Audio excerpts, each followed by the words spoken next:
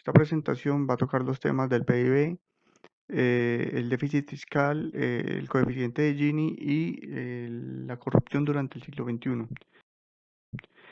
Para el déficit fiscal nos vamos a basar en esta gráfica, la cual nos muestra la situación fiscal del país a través de la línea roja durante los años 2013 y 2018. La barra verde es la situación fiscal del gobierno nacional y las barras azules es el sector descentralizado, el cual está compuesto por los gobiernos territoriales. La causa principal del déficit en el gobierno nacional ha sido el alto gasto público, el bajo precio de las materias primas, como el petróleo, de la cual el presupuesto es gran dependiente, y las crisis internacionales, la deuda pública y la devaluación del peso. El gobierno descentralizado ha subsanado un poco eh, el déficit gracias a los excedentes a través de sus empresas públicas y las regalías. El papel que ha tomado el gobierno ante el déficit durante estos años ha sido a través de las reformas tributarias, buscando mayor recaudo con impuestos y a partir del 2011 a través de la regla fiscal. La regla fiscal lo que busca es como objetivo reducir gradualmente el déficit para los años siguientes hasta tenerlo al menos en el -1%. Pero lo más probable es que esta regla fiscal no se pueda cumplir en los próximos años debido a la situación actual por la que atraviesa el país y como podemos ver en la última gráfica, los impuestos, el recaudo, son la mayor fuente de financiamiento del Estado. Ya como conclusión y basándonos en una imagen del Banco Mundial, podemos observar que el gobierno nacional, el gobierno de Colombia ha tenido posturas procíclicas en épocas de crisis y de bonanzas, lo cual han profundizado y han alargado los ciclos económicos, eh, desmejorando la situación económica del país. Análisis del coeficiente de Gini en el siglo XXI. Como nos muestra la tabla 1, Colombia es una de las naciones de América Latina con mayor disconformidad del ingreso. No hay una correlación específica entre paralelismos de entrada y desigualdad. Es uno de los territorios del mundo con desigualdad superior del ingreso, de acuerdo con evaluaciones de la Comisión Económica para América Latina y el Caribe. El medio de la desigualdad dispuesta por el coeficiente Gini para el 2014 fue de 0,491, siendo Uruguay y Venezuela los territorios con más descenso. Otros países como Brasil, Guatemala y Honduras son los que ostentan más eminente distinción de la zona.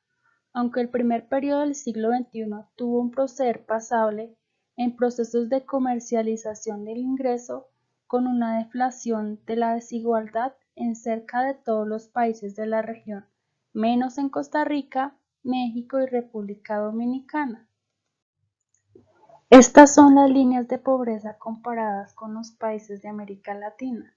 Como lo vemos en el cuadro 2 y en la gráfica 3, se aprecia en América Latina entre 1990 y 2002 ha elevado la discrepancia en el repartimiento de los ingresos dispuesta por el coeficiente de Gini debido primeramente a la eminente simetría de ingresos que agrupa, es decir, de viviendas de ingresos más valiosos.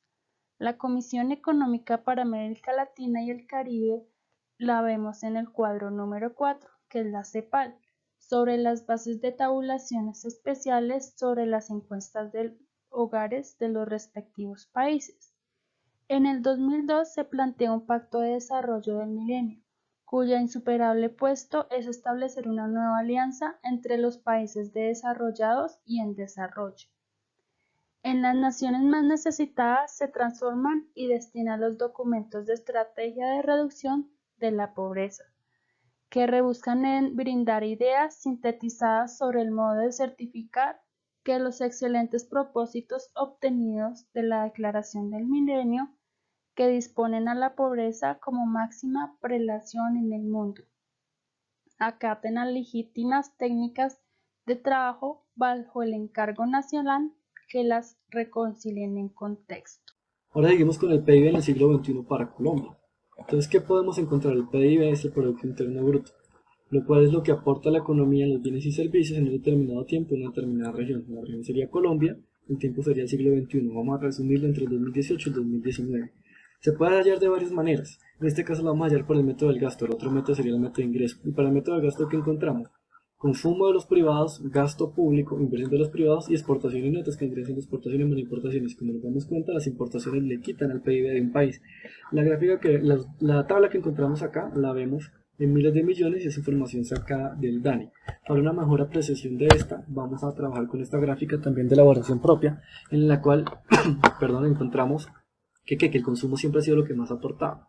También encontramos que en este periodo de tiempo se realizó el TLC con los Estados Unidos, cuando se empezó a realizar en el 2012. ¿Qué se esperaba? Un incremento en las exportaciones, pero ¿qué pasó? La verdad se ha mantenido estables, incluso tuvimos una recesión del 2014 al 2015 en nuestras exportaciones y las importaciones siempre siguieron creciendo. También vimos que un estancamiento de la inversión y eso fue debido al sector petrolero, el cual entró en recesión y en crisis a nivel mundial por la baja de los precios del petróleo. Siguiendo con el aporte de los sectores, tenemos aquí que el que más aporta es la parte del comercio. También podemos encontrar que nuestro sector primario o nuestro campo siempre se ha mantenido estable, pero podemos encontrar que ya cuando se empezaron el proceso de paz, miren que el sector primario empezó a aportar más.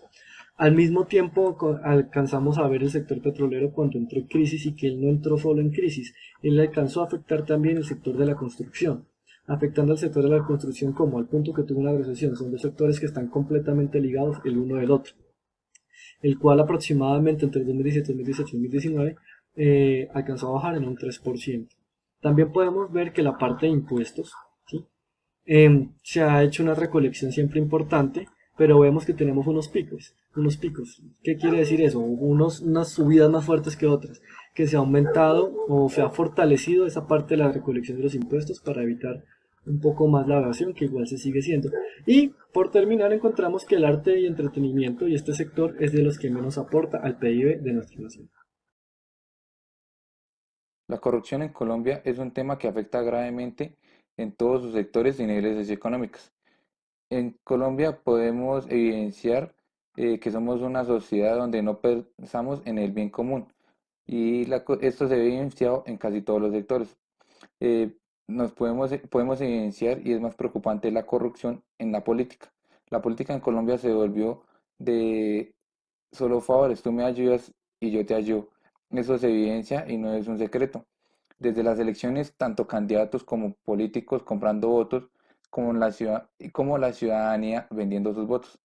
Creemos que la corrupción tiene un trasfondo cultural. Al ser un país desigual, con una baja educación, es más fácil que la sociedad se vuelva corrupta.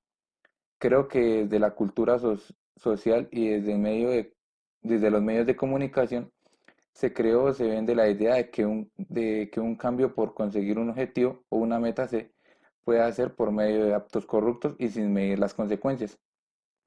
En conclusión, lo que evidenciamos es que la sociedad colombiana ha perdido los valores y la ética. En otra parte, somos una sociedad sin sentido de pertenencia por nuestro país y somos muy indiferentes a todo lo que tiene que ver con la problemática del país. Somos indiferentes y esto se lleva a lo que los corruptos puedan hacer de las suyas y sin que nadie proteste. La corrupción siente libre.